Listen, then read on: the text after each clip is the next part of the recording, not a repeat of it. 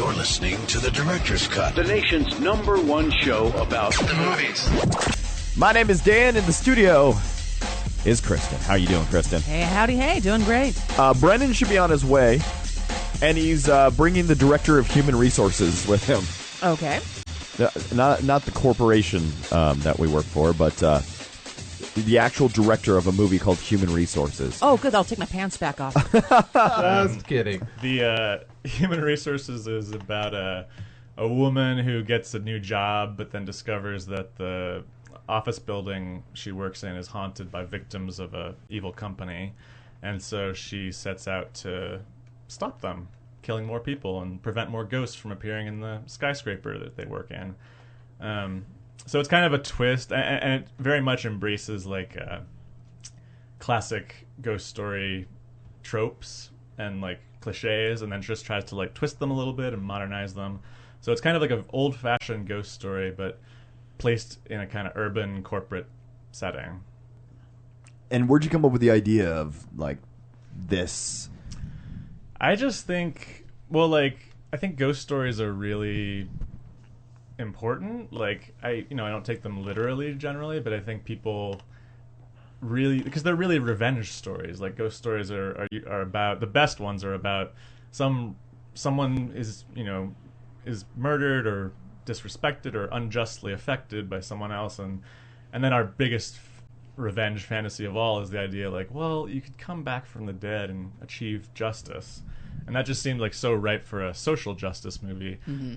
So it seemed like, since we love a good ghost story, a revenge story, it and also the twist about most ghost stories inherently is that they're frightening. The creatures are frightening in it, but ultimately they're the victims. The ghosts are the people who you actually are rooting for, because they're coming back from the grave to achieve justice, and that seems perfectly to fit with a kind of modern situation where Corporate injustice. Yeah, like where people are actually being killed for other people's profit at our expense, and it seems like a good fit for the classic archetype of a ghost story, for them to come back and at least for us to enjoy the fantasy of achieving justice, even if we can't actually achieve justice.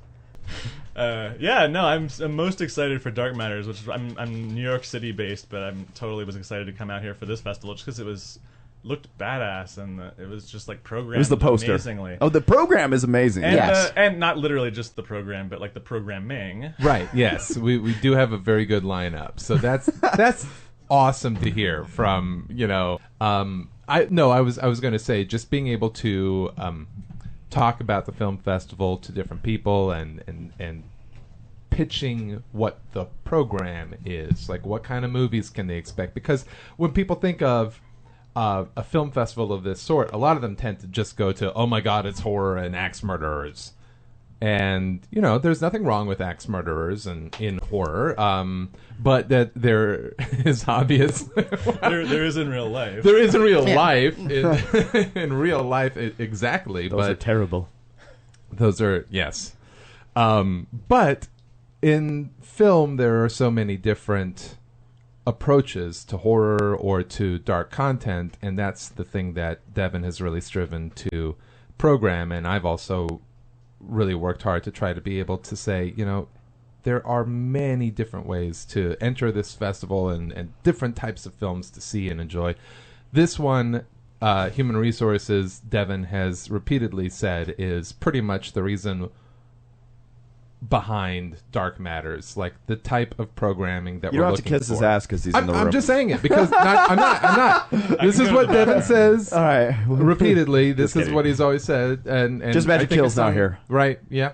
Ooh, look at that. There we go. The hell was that? I'll be back later, guys. He comes He's with an his angel. own disappearing sound effect.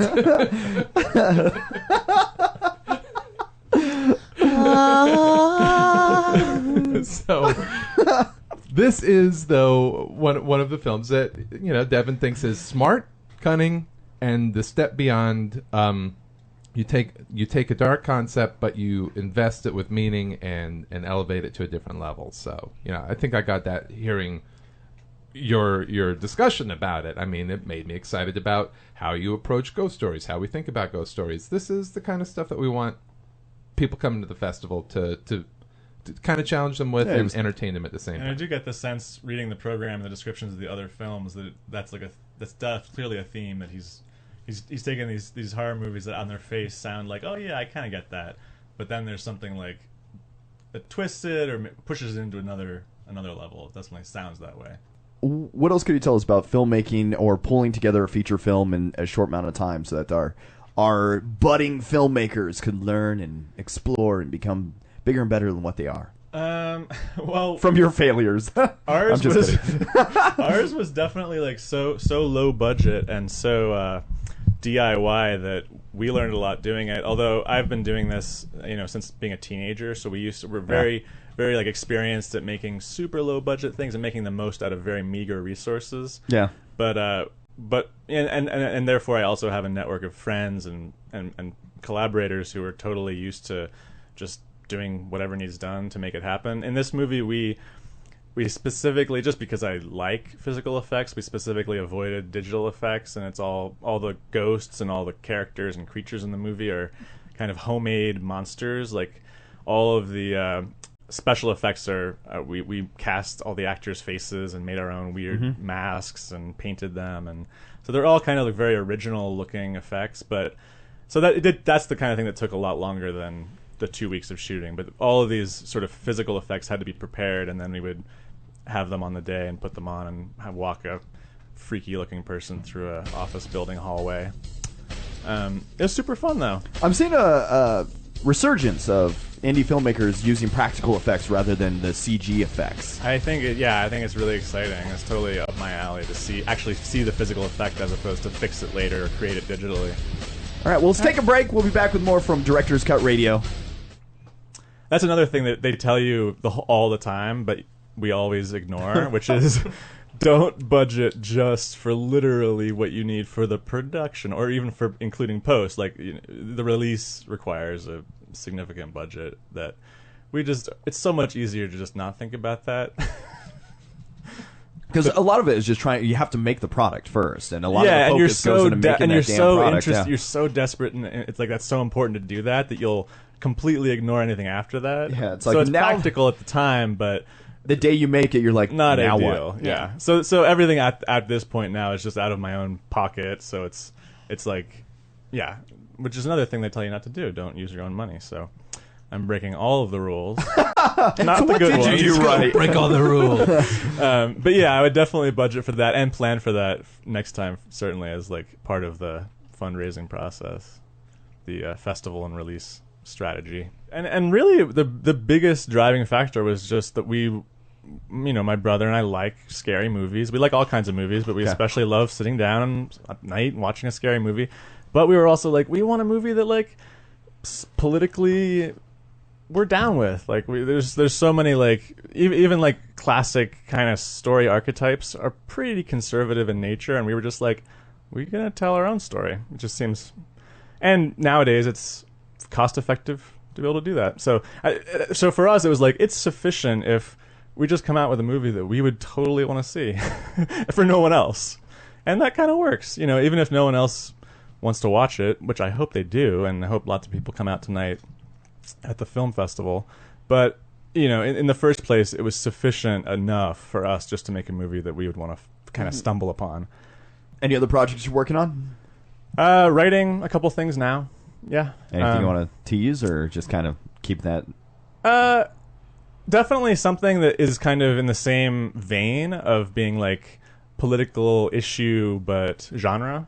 So working in that kind of niche, which I think is at this phase in my career, I think it's a realistic kind of niche to carve out, in that horror movies are high concept but also can be made super cheaply. And I can invest a lot of kind of like political and social and weight into. I can invest like themes that I do want to deal with, but I can do it in like a way that's not preachy or heavy-handed or boring. It's like just fun. But then beneath that, there's some cool ideas, but it's just fun. And that's the essence of some of our greatest horror directors. They all came from that. The essence of fun. All right, we're going to take a little break. When we come back, we got Chris Mulkey from The Surface. We'll be chatting with him about his movie starring opposite of Sean Astin.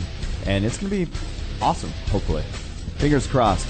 I'm excited. Oh, and also a lot of Twin Peaks questions are coming his way, so he better be prepared.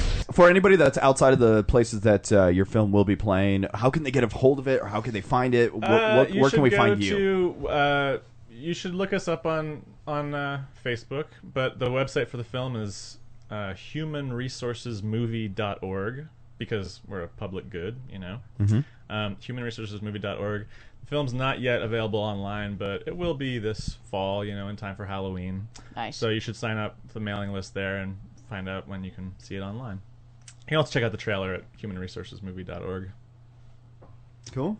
But Cool. don't just Google human resources, because it's really easy to get to the wrong websites. Like, yeah, I regularly have emails that come through our Facebook page or our website that are just from other human resources departments at institutions, schools.